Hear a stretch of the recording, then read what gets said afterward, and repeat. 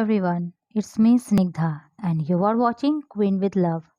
हमारी आज की कहानी का नाम है पति पत्नी का प्रेम और तलाक। पति ने पत्नी को किसी बात पर 3 थप्पड़ जड़ दिए। पत्नी ने इसके जवाब में अपना सैंडल पति की तरफ फेंका। सैंडल का एक सिरा पति के सर को छूता हुआ निकल गया। मामला रफा दफा हो भी जाता, लेकिन पति ने इसे अपनी तौहीन समझी। रिश्तेदारों ने मामला को और पेचीदा बना दिया। न सिर्फ पेचीदा बल्कि संगीन। सब रिश्तेदारों ने इसे खानदान का नाक कटाना कहा। यह भी कहा, पति को सैंडल मारने वाली औरत ना वफादार होती है ना पतिव्रता। लड़के ने लड़की के बारे में और लड़की ने लड़के के बारे में कई असुविधाजनक बातें कही। मुकदमा दर्ज कराया गया। पति ने पत्नी की चरित्रहीनता का तो पत्नी ने दहेज उत्पीड़न का मामला दर्ज कराया। 6 साल तक शादीशुदा जीवन बिताने और एक बच्ची के माता पिता होने के बाद आज दोनों में तलाक हो गया। पति पत्नी के हाथों में तलाक के कागजों की प्रति थी। दोनों चुप थे, दोनों शांत। मुकदमा 2 साल तक चला था। अंत में वही हुआ जो सब चाहते थे, यानी तलाक। यह महज इत्तेफाक ही था कि दोनों पक्षों के रिश्तेदार एक ही टी स्टॉल पर बैठे थे। यह भी महज इत्तेफाक था कि तलाकशुदा पति पत्नी एक ही बेंच के आमने सामने जा बैठे। लकड़ी के बेंच और वो दोनों। कॉन्ग्रेचुलेसन, आप जो चाहते थे वही हुआ, स्त्री ने कहा। तुम्हें भी बधाई, तुमने भी तलाक देकर ही जीत हासिल की, पुरुष बोला। तलाक क्या जीत का प्रतीक है? स्त्री ने पूछा। तुम बताओ। पुरुष के पूछने पर स्त्री ने जवाब नहीं दिया। वो चुपचाप बैठी रही। फिर बोली, तुमने मुझे चरित्रहीन कहा था। अच्छा हुआ तुम्हारा चरित्रहीन स्त्री से पीछा छूटा। वह मेरी गलती थी, मुझे ऐसा नहीं करना चाहिए था, पुरुष बोला। मैंने बहुत मानसिक तनाव झेली है।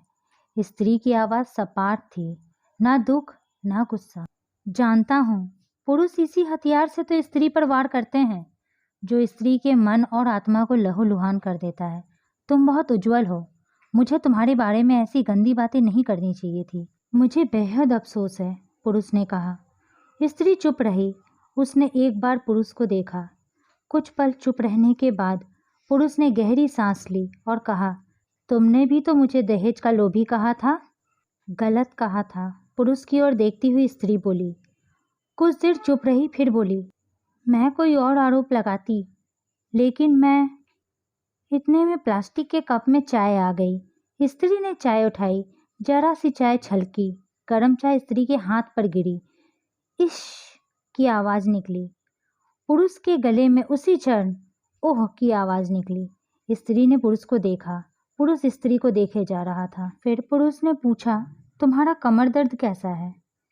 ऐसा ही है, दर्द कम करने के लिए बाम लगाती हूँ। स्त्री ने बात खत्म करनी चाहिए। तुम एक्सरसाइज भी तो नहीं करती, पुरुष ने कहा तो स्त्री हंस पड़ी। तुम्हारा अस्थमा का क्या कंडीशन है? फिर अटैक तो नहीं पड़े? स्त्री ने पूछा। अस्थमा? डॉक्टर सूरी ने मेंटल स्ट्रेस कम करने को कहा है, पुरुष ने जानकारी दी। स्त्री ने पुरुष को देखा। देखती रही एकटक, जैसे पुरुष के चेहरे पर तनाव को पड़ रही हो। इन्हेलर तो लेते रहते हो ना? स्त्री ने पुरुष के चेहरे से नज़र हटाई और पूछा। हाँ, लेता रहता हूँ, आज लेना याद नहीं रहा, पुरुष ने कहा। तभी आज तुम्हारी सांसें उखड़ी उखड़ी से लग रही है, स्त्री ने हमदर्द लहजे में कहा।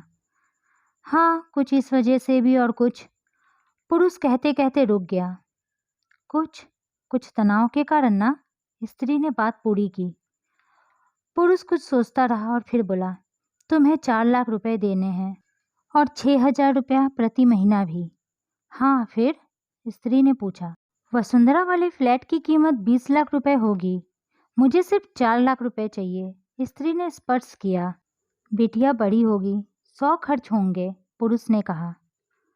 वो तो तुम 6,000 रुपये महीना मुझे देते रहोगे, स्त्री बोली। हाँ, जरूर दूंगा। 4 लाख रुपए अगर तुम्हारे पास नहीं है तो मुझे मत देना, स्त्री ने कहा। उसके स्वर में पुराने संबंधों की गर्द थी। पुरुष उसका चेहरा देखता रहा। कितनी सहृदय और कितनी सुंदर लग रही थी सामने बैठी ये स्त्री जो कभी उसकी पत्नी हुआ करती थी। स्त्री पुरुष को देख रही थी और सोच रही थी, कितना सरल स्वभाव है यह पुरुष का, जो कभी मेरा पति हुआ करता था, कितना प्यार करता था मुझसे। एक बार हरिद्वार में जब वो गंगा स्नान कर रही थी, तब उसके हाथ से जंजीर छूट गई थी। फिर पागलों की तरह वह उसे बचाने के लिए चला आया था। खुद तैरना नहीं आता था, पर साहब उसे बचाने के लिए पानी में कूद गए थे। मुझे बचाने की कोशिश कर रहे थे। कितने अच्छे हैं ये, और मैं ही इनमें खोट निकाल रही थी। पुरुष एक तक स्त्री को देख रहा था और सोच रहा था, कितना ध्यान रखती थी। स्टीम के लिए पानी उबालकर जग में डाल देती, उसके लिए हमेशा इन्हेलर खरीद कर रखती थी। हर महीने कंजूसी करती, पैसे बचाती, इन्हेलर खरीद कर लाती।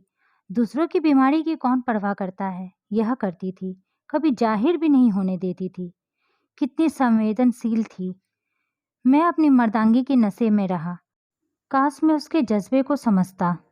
दोनों चुप रहे, बेहद चुप, दुनिया भर की आवाज़ों से मुक्त होकर खामोश। दोनों भीगी आंखों से एक दूसरे को देखते रहे। मुझे एक बात कहनी है, आवाज़ में झिझक थी। कहो, स्त्री ने नज़ल आंखों से उसे देखा। डरता हूँ, पुरुष ने कहा। डरो मत, हो सकता है तुम्हारी बात मेरी मन की बात हो, स्त्री ने कहा। तुम बहुत याद आती रही, पुरुष बोला। तुम भी, स्त्री ने कहा। मैं तुम्हें अब भी प्रेम करता हूँ। मैं भी, स्त्री ने कहा। दोनों की आंखें कुछ ज़्यादा ही सजल हो गई थी। क्या हम दोनों जीवन को नया मोड़ नहीं दे सकते? पुरुष ने पूछा। कौन सा मोड़? हम फिर साथ साथ रहने लगे, एक साथ पति पत्नी बनकर, बहुत अच्छे दोस्त बनकर। ये पेपर? स्त्री ने पूछा। फाड़ देते हैं, पुरुष ने कहा और अपने हाथ से तलाक के पेपर फाड़ दिए। फिर स्त्री ने भी वही किया। दोनों उठ खड़े हुए, एक दूसरे के हाथ में हाथ डालकर मुस्कुराए। दोनों पक्ष के रिश्तेदार हैरान परेशान थे। दोनों पति पत्नी हाथ में हाथ डाले घर की तरफ चले गए। वह घर जो सिर्फ और सिर्फ पति पत्नी का था। पति पत्नी में प्यार और तकरार एक ही सिक्के के दो पहलू है। जरा सी बात पर कोई ऐसा फैसला ना ले कि आपको जिंदगी भर अफसोस हो। अगर आपको मेरी यह स्टोरी पसंद आई तो वीडियो को लाइक करें और मेरे चैनल को सब्सक्राइब करना ना भूलें। Thank you.